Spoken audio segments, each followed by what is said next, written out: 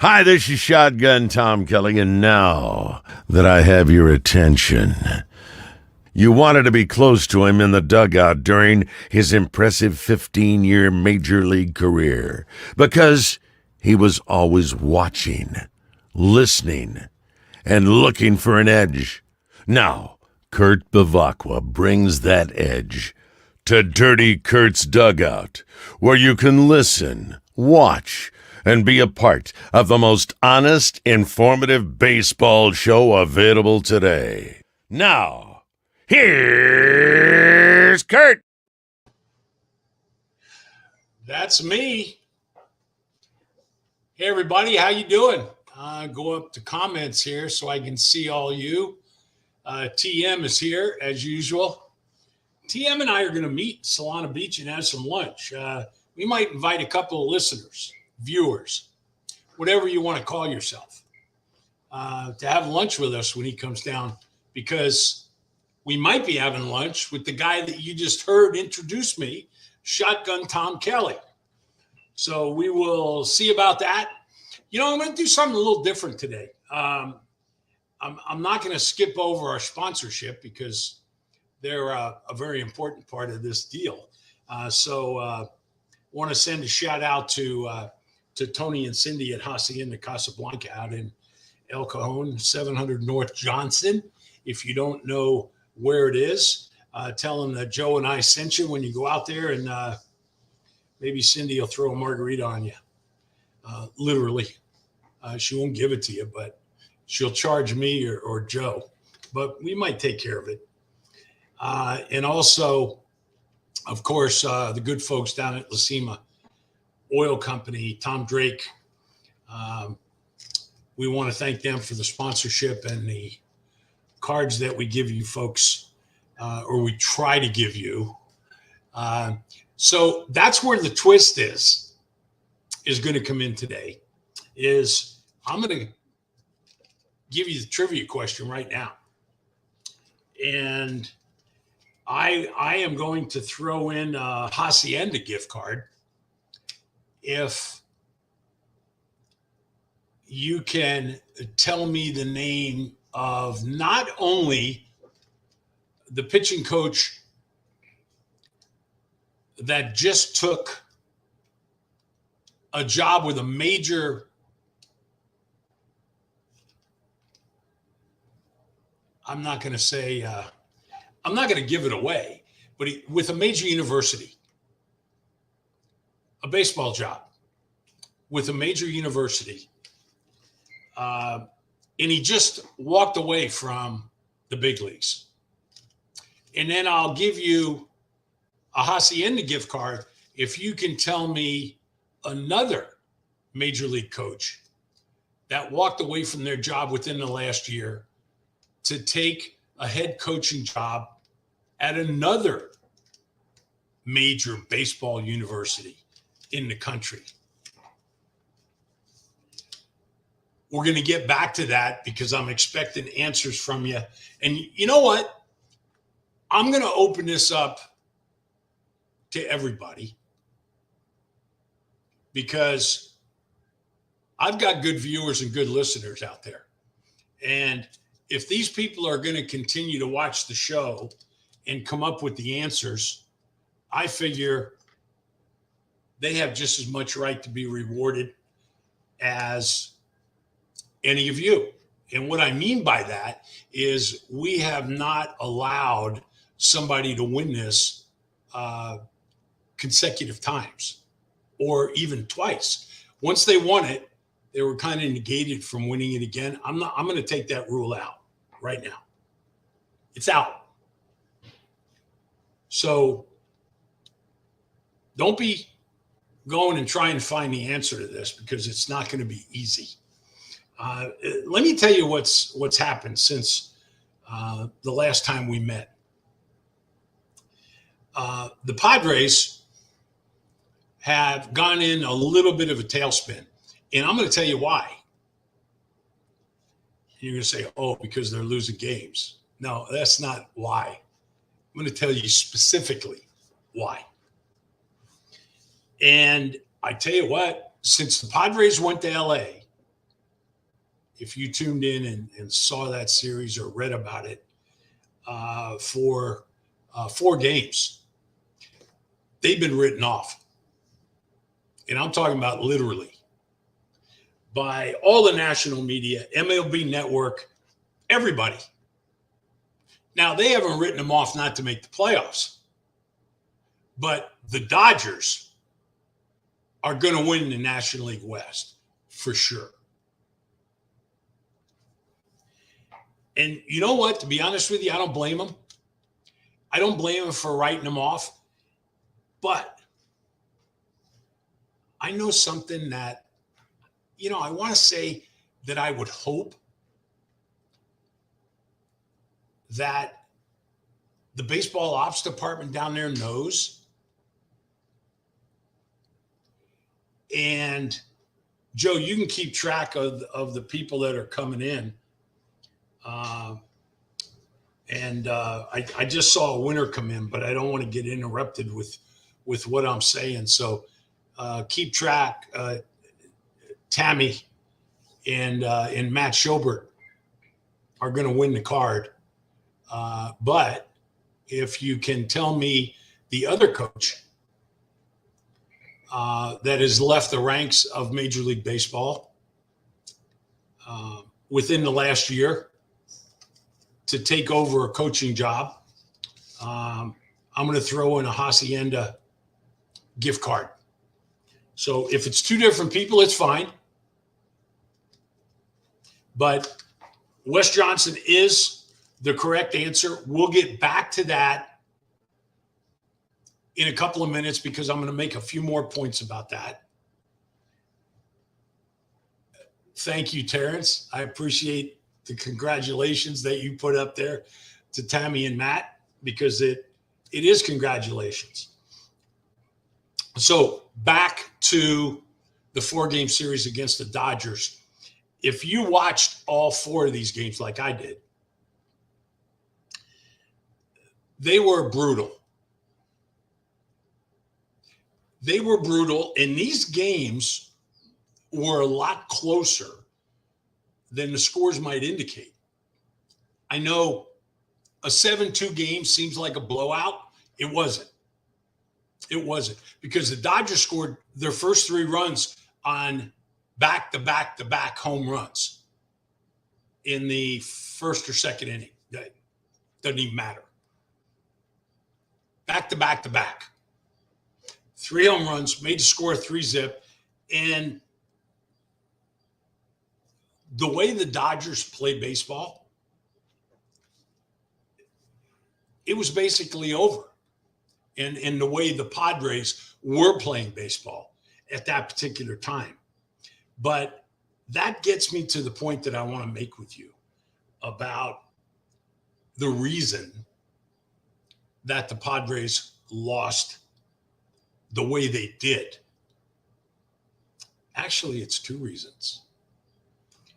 But there are 3 types of people in the world, or groups, however you want to look at it. Those that watch things happen, those that wait for things to happen, and those that makes things happen. Well, unfortunately for the San Diego Padre Baseball Club, they took the field against the Los Angeles Dodgers. And they didn't make things happen. They waited for things to happen. And when you're playing against the Dodger Ball Club, you can't be like that. You have to take advantage of every situation. I tell you what, the way the Padres play the Dodgers and the way the Padres play the Giants, and last night was a perfect example, I would look at it as every game being a 1-run game. You can't make mistakes. And I hate to point out people, but it's fresh in everybody's mind. when CJ Abrams got picked off of first base with men on first and third last night and nobody out of a tie game. The game is 0-0. You can't let that happen. Shame on the first base coach. I know you can't put a rope around the kid, but you can't let it happen either. So partial blame goes to, most of the blame goes to the base runner. Part of the blame goes to the first base coach. Sorry, that's the way it is. You see third base coach getting fired when they get guys thrown out at home. It shouldn't be any different with first base coaches at the major league level. But here's the other thing. You can't wait for things to happen. You have to make things happen. And by making things happen is playing fundamentally sound baseball, not doing the type of things that happened last night. When you know it's a tight game, when you got Webb out there throwing as good as Joe Musgrove was, and Musgrove was no-hitting through 5 innings last night. It almost felt like he was going to throw another no-hitter. That's how good he was. But it's in pitch sequencing is the other little secret to beating the Los Angeles Dodgers, dominating the Los Angeles Dodgers lineup. Because I got to tell you, with the exception of a few swings, you're not going to go back to that Dodger series and find any long rallies, because there were none. The runs were scored mostly with one swing of the bat.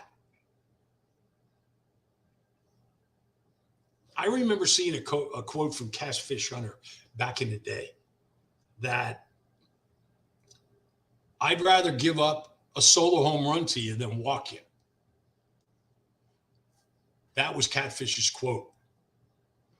I would like to see the Padre pitchers pitch the rest of 2022 with that mentality, especially against the Los Angeles Dodgers.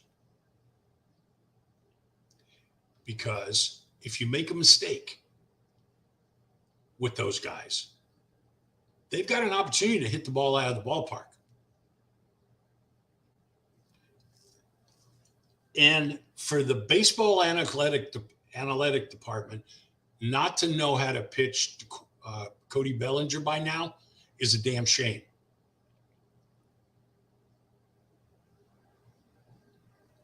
As soon as Stammen came in the game up in Los Angeles, I knew that Bellinger had a chance, because as good as Stammen's changeup is, that's also Bellinger's go-to pitch as far as where he wants his bat head to be when he's hitting. He can't keep up with the fastball anymore, because that's the reason he's having so much trouble, is because opponents started pounding him in and he became susceptible to it. He's just looking for balls off speed out over the plate. When pitchers make mistakes, Max Muncy's the same way. Justin Turner hit home runs off of a cutter and a breaking ball out over the plate. They weren't inside the way they should have been. This ball club, if they pitch the Los Angeles Dodgers smart, and also the San Francisco Giants, because these two teams play tight games against one another. They are the kind of games that you want to tune in and watch from the first pitch to the last, because you really don't know what the hell's going to happen. And it's interesting stuff. I mean, look what happened last night. San Francisco didn't smell a run all night. And Taylor Rogers gives it up in the ninth inning when he comes in. Naturally, the Padres scored in their half of extra innings. And it ended up good. Jorge Alfaro with his "Let's friggin' go, Padre fans." But you know what? I look back at this tailspin that the Padres are having right now, and you know what? It goes back to June in Denver. That's all there is to it. I mean, ever since they got swept in Denver, they haven't been the same kind of club. But their pitching staff is so good and it can be so dominating that they'll put together a 2 or 3 game winning streak, even when playing really bad and not scoring very many runs, which incidentally, they haven't done. And then what happens last night? They lost the catalyst or one of the catalysts to their offense the last few weeks. And that's Jerickson Profar for, I would say, probably 10 days. I'm hoping it's sooner, but it was just reported that Profar has a neck injury and he also has a concussion, which demonstrate the reason that when he got up and tried to walk off the field last night, after finally getting up off the turf when he collided with C.J. Abrams, short left field, he fell down, literally fell down. And it was scary. The doctors took the field. You very seldom see doctors go out onto the baseball field. That doesn't happen very often. I mean, even when a guy has a broken arm or a broken leg, you very seldom see doctors go out on the field and treat players, but they did that last night with Profar. He was on the ground for a good 15, 20 minutes, and rightly so. So after this 4-game series that the Padres are going through right now with the San Francisco Giants, last night was a win. They play 3 more games this weekend, one tonight with Snell going against a bullpen. And tomorrow and Sunday, it's going to be Carlos Rodon, who has got some pretty good numbers. He's 7.5 with a 2.8 so far for the San Francisco Giants against Yu Darvish. So that's going to be a good game. And then Alex Wood is taking him out against Mackenzie Gore on Sunday. And then what I consider, it's a bad time with Profar being on the shelf, and Manny looked like he was swinging the bat pretty good last night in the game, but it takes more than one guy. Thankfully, Jake Cronenworth is swinging the bat pretty good, and I'm hoping that by the time this 3-game series is over, that Will Myers will be back, and I'll tell you why. Because the Padres are going back to Denver. Padres are having a tough time beating the Colorado Rockies. And it's not going to just magically turn around. That doesn't happen. They're going to have to earn it. And if they're going to go in and beat the Colorado Rockies, they're going to have to get serious about it. And let me tell you what else. Come August 1st, after the All-Star break, because the Padres have the games in Colorado, and then they come back home and play the D-backs for 3 games before the All-Star break. And then there's a few games where the Padres are going to go on an East Coast trip, which is always difficult. And then all hell is going to break loose. And what I mean by that is come August 1st for 10 days. 10 days. I think a lot of questions are going to be answered. 5 games in 4 days here in San Diego against the Colorado Rockies. 5 games in 4 days. And all of this stems from the fact that the beginning of the season was, the first week or two was canceled temporarily because of the lockout. All of those games were against the Rockies. So they're playing 5 games in 4 days, which means a doubleheader. And they had to pound all those games into the schedule that they missed at the beginning. And that's why you're seeing the Rockies and the Padres play so many games in a series, is because of that. And they're going to be more before the season's over. Austin's asking, what do I think the Padres will do at the trade deadline? You know what, Austin? That's a good question. They might end up doing what they should have done over the winter, and that's go and get a bat that can play the outfield. But what are you going to do? They got a kid that's doing a pretty good job since being recalled from El Paso, playing right field in the place of Will Myers since he's been down. Jerickson Profar has been a catalyst for this club. The players seem to like him. I mean, you could almost tell by the concern on their faces last night when he was laying on the ground that he's a well-liked player. Naturally, you're going to feel bad for every player on the team, but you could almost tell that, and the fact that I think this group is close-knit. I really do. And when they get to T-Spac and Machado doing his thing, the potential and the fact that Jake Cronenworth can be pretty darn close to a 300 hitter, the damage that Will Myers can do at certain times, Eric Hosmer, which I thought that was a quizzical move last night by Bob Melvin when Eric Hosmer it looked to me like he was taken out of the game for defense. Well, guess what? Eric Hosmer has 4 Gold Gloves awards. 4.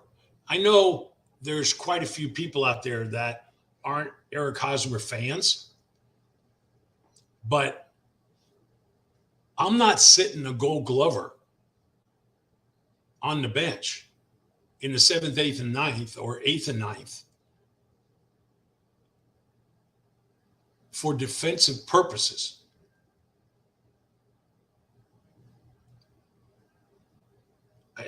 I just can't do that.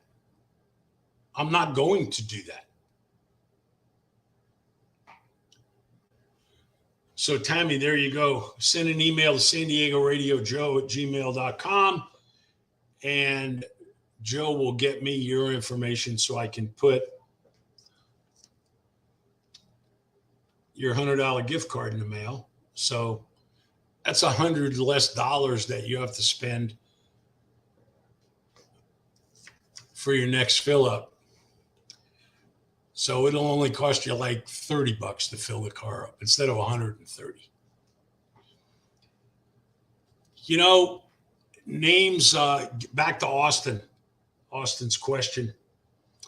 Andrew Benintende's name has been thrown around. If this ball club goes out and gives up anybody for Joey Gallo, I'm going to have a conniption fit. That would be the dumbest move that they could possibly make, because you've got another Luke Voit, granted from the other side of the plate.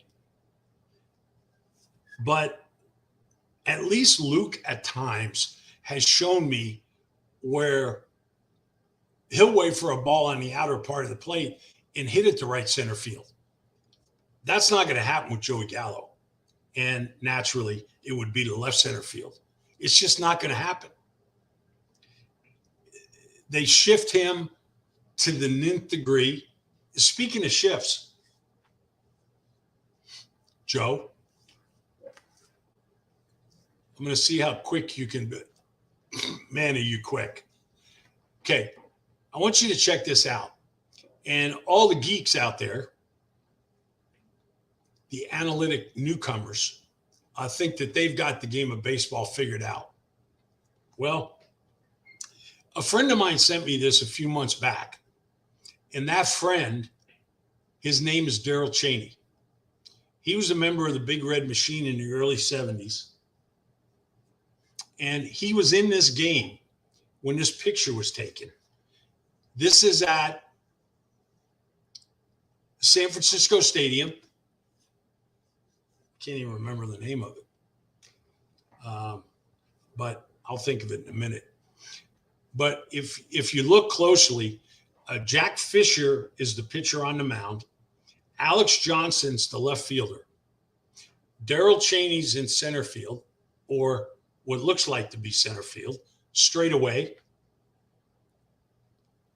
Pete Rose is actually the center fielder in right center field. And then you have to go way over to the right side of the screen, the upper, well, it's actually the middle right. And you'll see Bobby Tolan in right field. Well, the hitter is Willie McCovey. And Tony Perez is on the second base side of second base. Tommy Helms, the second baseman, is over in the hole, but yet they're still on the dirt.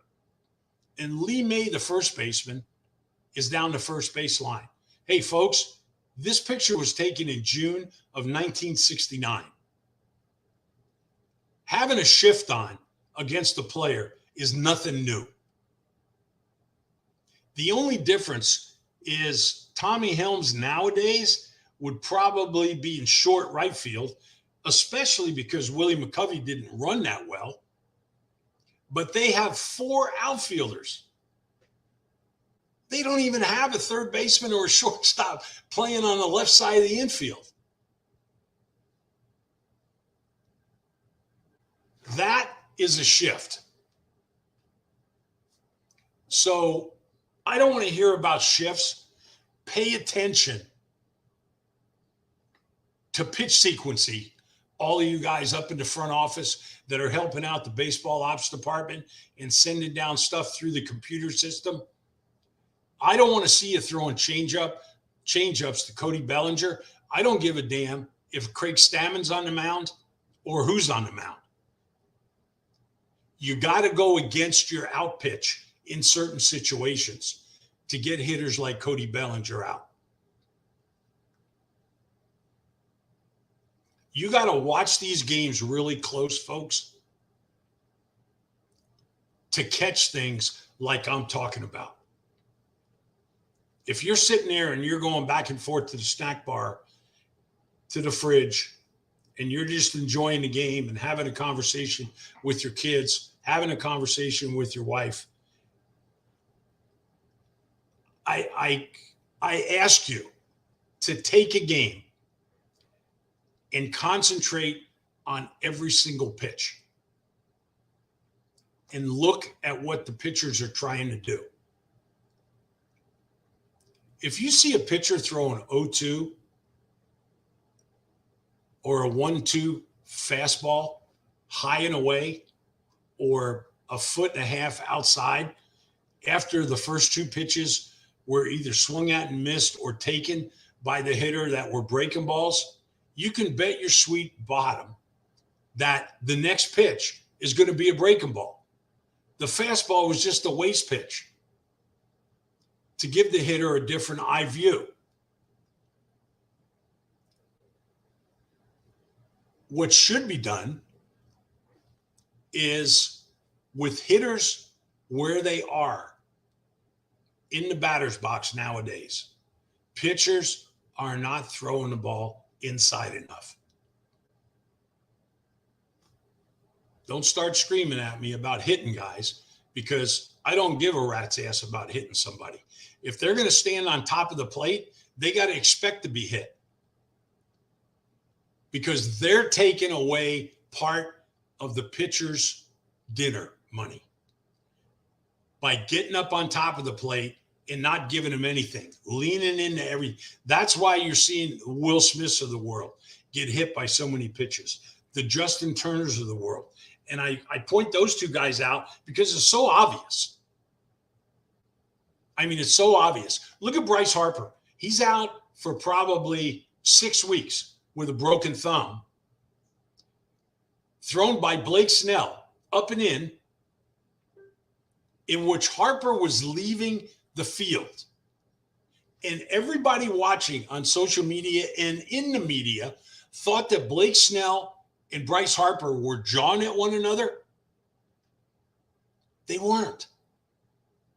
They were not jawing at one another. Blake Snell was doing something that I was against. I don't ever want to see a pitcher or one of my pitchers apologize for hitting somebody. Hey, you can turn around, you can feel bad, you can text the guy after the game, but don't outwardly show that you're so sorry that it's making you sick that you hit that guy. You might be, but you have to get out of that moment and get back in the moment of slowing the game down and controlling yourself and going back to pitch the way that made you successful for the first 5 innings of that game. Bryce Harper was hollering at Blake Snell that it was me. It's not your fault. It's okay. It was me. You know why? Because he's diving into the ball. And that's the way hitters hit now. Because they don't expect guys to knock them back off the plate. And you know what? When it is done, they apologize. If you want your team to win, you better be rooting for them to pitch guys inside. Enough of that. Okay, Wes Johnson was the answer to our trivia question. Twins pitching coach left the job last Thursday, a week ago yesterday. Walked away from a first place team in Major League Baseball to go and be the head coach at LSU. Prestigious baseball program. I know all about it. Paul Mainieri was the head coach there after Skip Bergman was the head coach there. Between those two guys, they spanned 40 years, maybe 50. Paul Mainieri is the son of my college coach, Demi Mainieri. To my knowledge, they're the only two father-son combination in the College Baseball Hall of Fame. Well, Paul Mainieri retired a couple of years ago. Wes Johnson is now the head coach at LSU. And you know what? Chip Hale. Yeah, you remember his name. The manager back in 15, 16 of the Arizona Diamondbacks, and has been a long time, not only player at the major league level, but also a coach at the major league level for the D-backs, Mets, A's, you don't want to leave anybody out, Nationals, the Detroit Tigers. He left the Detroit Tigers last June to be the head coach at U of A in Tucson. The same U of A where they filmed Major League. Tucson Field. Played there many, many times. And you know what? There are quite a few, and I'm just going to throw out a few names. Troy Percival, Chris Sabo, John Stuper, Eric Wedge, that are coaching at major university. And when I say major, I'm talking about major. And good baseball programs. UC Riverside is where Percival is. Sabo's at Akron. Stuper's at Yale.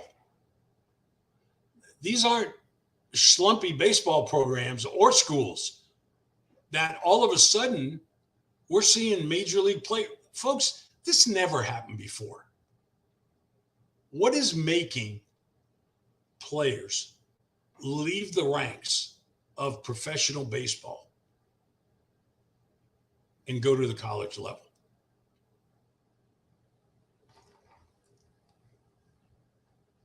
We have to look into that. Try to get an answer. You're not going to get it. You know, I'm not going to go to Chip Hale and say, hey, Chip, you know, how can you leave the Detroit Tiger coaching staff and go to work for U of A?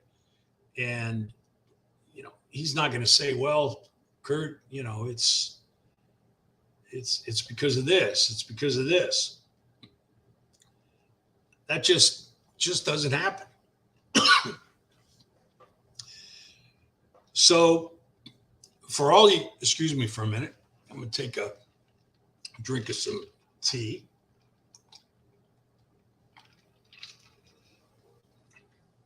One of these days I'll get through a show without coughing. But as long as I have a little cold, I'm having trouble. For everyone that's worried about pitch limits out there, I'm going to give you a guy by the name of Nolan Ryan that 4 seasons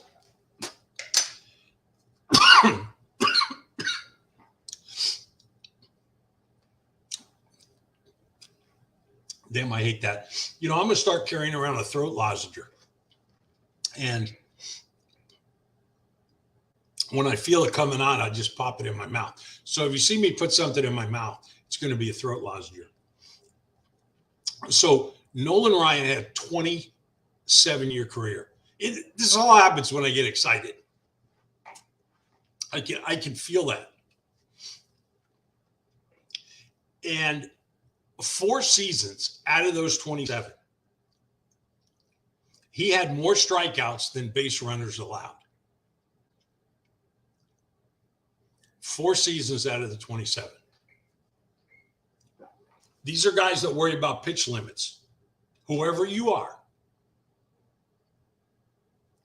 You know how old Nolan was?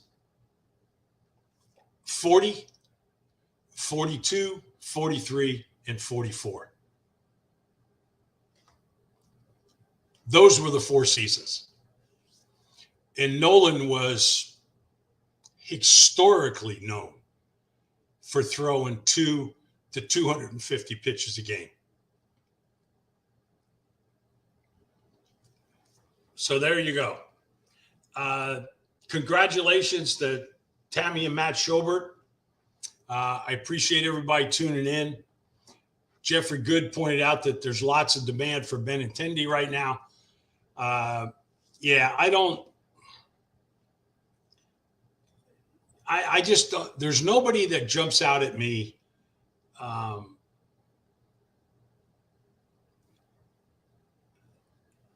that I'd put in a space where I got to have them. Got to have this guy. And if it costs a few minor league prospects, then so be it. Everybody's calling for Tatis to play the outfield when he comes back. I mean, folks, this is nonsense. I mean, it's nonsense. You're going to take a guy that, if he stays healthy, can possibly have multiple. And when I say multiple, I'm talking about more than 3 MVP seasons before his career is over. And if he puts up the kind of numbers that he has so far. And I'm talking about Tatis. You don't move like that, guys like that off of their main position. You just don't, especially for a 230 hitter that is swinging a bat as good as he can swing it right now. And that's Ha-Seong Kim. He's as high as he's going to be. You can't pinch hit, so you can't use him later on in the game for defense and have him come up in a situation last night, a game situation that Hosmer would have been in. Left-handed or right, I don't care who's on the mound. As a matter of fact, Hosmer's like a 500 hitter against left-handers.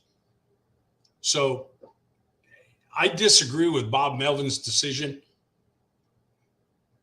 to do the defensive alignment that he did towards the end of the game last night. The Padres winning 1-0. There's a lineup for tonight. This is good. Batten's playing left field. Naturally, was just called up and got his initial base hit on a low and away breaking ball, hit it to right center field. I love that.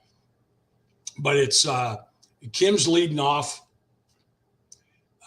Hey, I wish the young man all the best. I just don't think he's that great of an offensive player. He does a good job, better than good, defensively. But I'm certainly not considering moving a perennial all-star to the outfield so that Kim can play every day. That's ridiculous. So stop it with your social media bullcrap. All right. I will talk to you folks after the Padres come back from Denver. You know what? I might have to have a show in between. So keep your eye out on Facebook. I will let you know. I'll definitely let you know if I'm going to have 2 shows in 1 week opposed to our normal show on Friday. But might have to do it if that trip to Denver is ugly. It actually is going to fall right on a Friday. They'll be continuing on. And they'll be coming back against Arizona for a 3-day weekend series, and then the All-Star break will take place.